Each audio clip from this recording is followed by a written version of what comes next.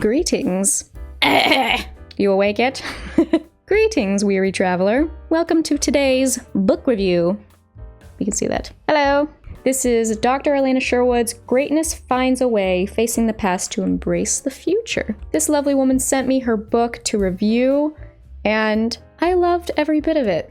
As you can see, it's pretty small, so it's just like a nice and fast read. I apologize for taking so long. She sent this to me a little while ago. I thank your patience in me getting to this. It is very much worth the wait because this book was really lovely. She even signed it. She's so cool. I think the title says really well what this book covers. It's, I think in a lot of ways, every human desires greatness. Every human desires to be the best version of themselves that they can and want to be. And obviously, it takes a lot of work to do that. And as we all know, doing that kind of work is difficult, but very worthwhile. When there's things where like, I know I need to do this, but I don't want to, but you'll feel better after you do it. Especially when it comes to things like working out or journaling or doing dishes, like things that you can't just sprint and do them all at once. I'm saying this to you, Amanda. That is one of the struggles I definitely have when I want to do something. I want to do it all at once, right now, in one go. It's not healthy. It's okay to take things a step at a time. And this book really highlights a lot of when you're examining things you struggle with.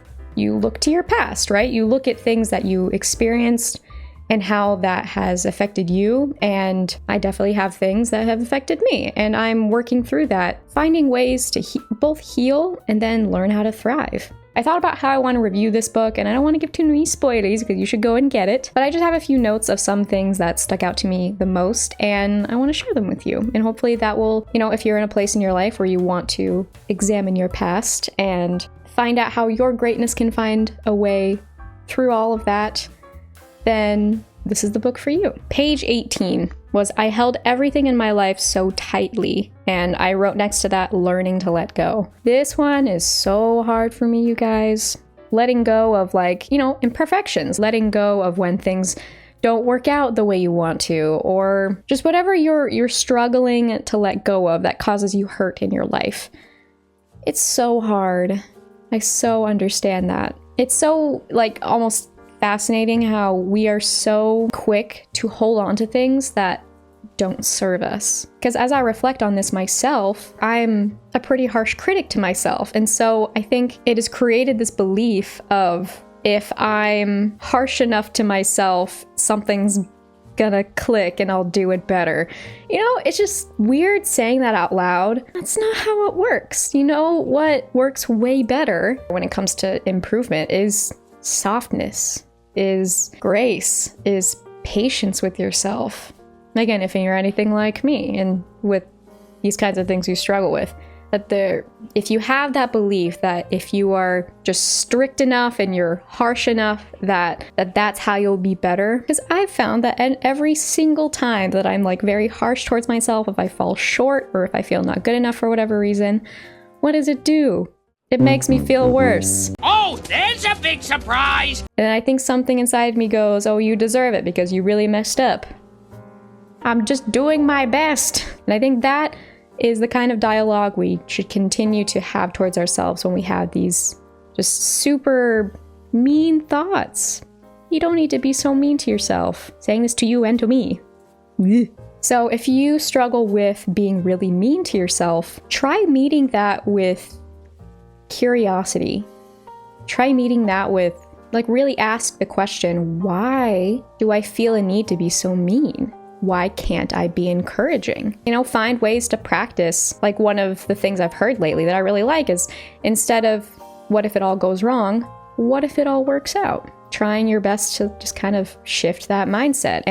And when you do fall short, because we're human beings, it's going to happen. How can you find and practice softness towards yourself? Try looking at yourself. I like to think of your inner child as, it's a little child that fell down, scraped their knee. What is the most instinctive thing you do? You want to comfort them. You want to take care of them. I feel like that analogy has been done before and kind of been done to death, but at the same time, it's a really good analogy for, I think, when you struggle with being cruel to yourself, try observing your inner child and try seeing, where is the hurt you're experiencing? How can I meet that with softness and kindness and patience and all that? Anyway, what was the tangent I went off of? Oh yes, learning to let go. And part of that, learning to let go of, of what's not serving you, of if you struggle with this, that cruelty towards yourself, or just learning to let go of unhelpful expectations. Like if you struggle with intense perfectionism, because we can't be perfect.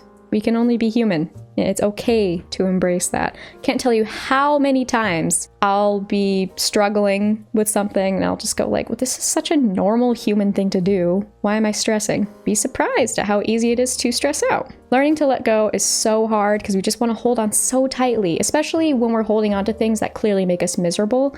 Take being mean to yourself and you feel like you haven't done good enough. It's familiar, so in a way it's comfortable, right? Which is weird to say, but the more we can let go of that and, maybe meet ourselves with more of that softness and more of that kindness. Speaking from experience, I've already been able to let go a lot of the stress I've struggled so deeply with. It has already positively impacted my life. So that was something that this lovely little book reminded me of. I had multiple moments reading this book that made me tear up. In the best way. I think that was probably even one of them. The whole, learning to let go, holding on to everything with such tightness, even when and especially when it's not serving you anymore. I highly encourage you that next time you feel like you mess up, just take a beat and try just telling yourself it's okay. That's something I do a lot. And often what I'll do is I'll put my hand on my heart and just say, it's okay. Whether out loud or my head. Sometimes I think most of the time I try to do it out loud and, saying it's okay and then really trying to believe it, right? So it's only half the battle, but you will get there. I believe in you. The page right after that, page 19, we are far more good enough than we ever give ourselves credit for. Now, this isn't a quote from the book, but this is, after reading the page, this was a quote I came up with, which I actually posted on my Instagram. We are far more good enough than we ever give ourselves credit for. It's so true! You are good enough, even when you don't believe it. So again, if you are anything like me and you struggle with feeling like enough, you are.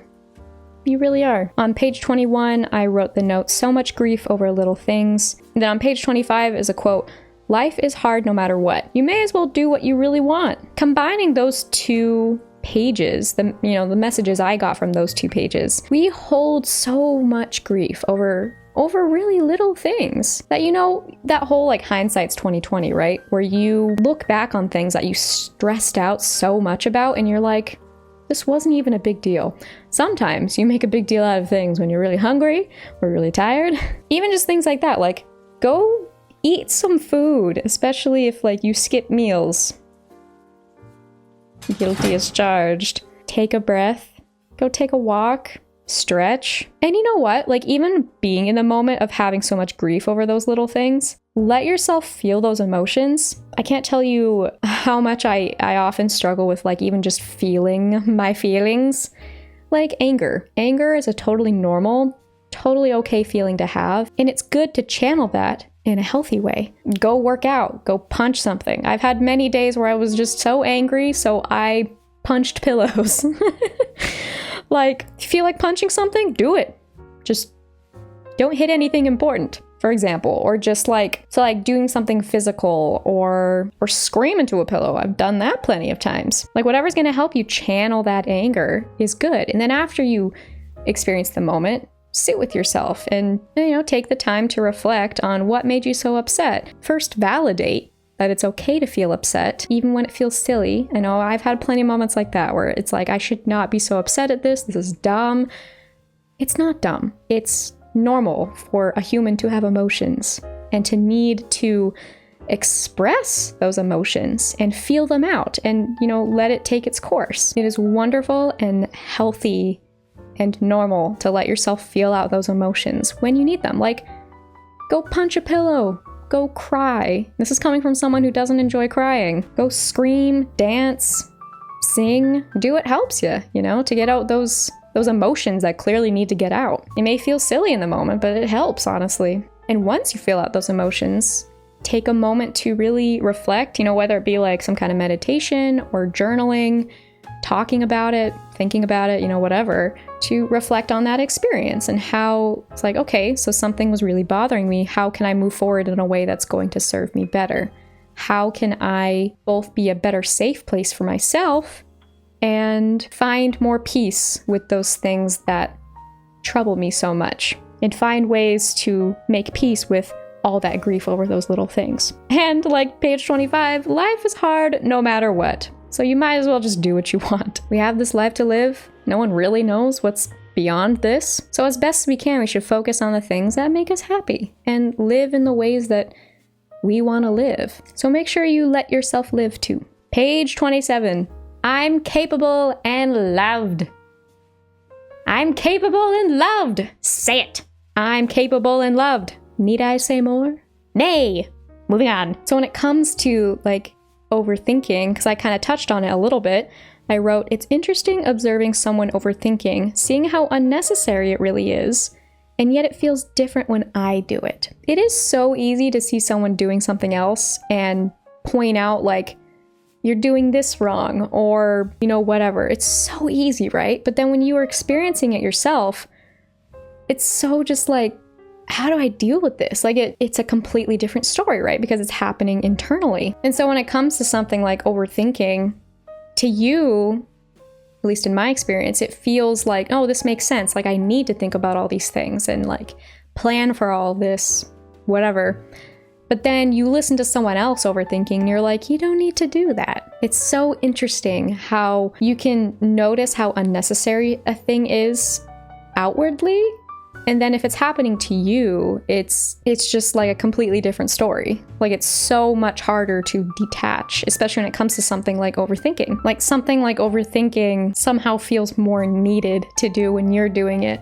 Yet when you see others do it, you're like, what are you doing? Stop. The titles themselves say so much. Like, let me just read a couple of these. Like chapter 1, sorrow begins when our desires fail to manifest. Boom, it's like a whole book in itself. Chapter 3, a glimmer of hope is hope nonetheless. If you have just a glimpse of hope, hello. If you have just a glimmer of hope, like just the tiniest seed, that is something to hold on to. Find those healthy ways to let go of all that grief and hold on to hope instead. I say this as I struggle with the very thing, because of course I do. Chapter 5, grief is a compass. So true! Like there's so many things in this book, I could just look at it and just go like, so true, like whole way through. I think this is one of my favorites, is chapter 7, the truest measure of strength is vulnerability.